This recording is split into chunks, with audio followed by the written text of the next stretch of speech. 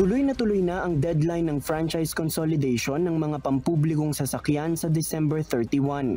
Ayon sa Department of Transportation, pinaghahandaan na ng Land Transportation Franchising and Regulatory Board o LTFRB at Office of the Transport Cooperatives ang full implementation ng Public Utility Vehicle Modernization Program sa susunod na taon.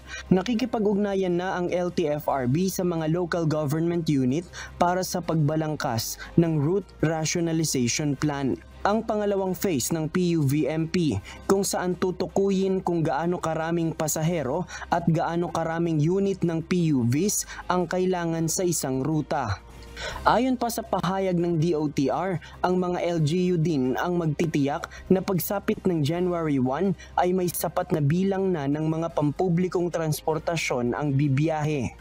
Pagkatapos ng December 31 deadline, tanging ang mga consolidated PUV lang ang papayagang makabiyahe sa kanilang mga ruta at maaaring mabigyan ng special permit para bumiyahe sa mga ruta na wala pang consolidated entity.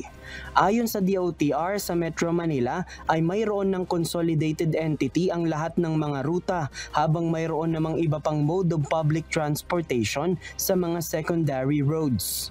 Ilalabas ng LTFRB ang updated na datos kung ilan na ang kabuuang bilang ng mga PUV na nag-consolidate sa bansa sa darating na December 29.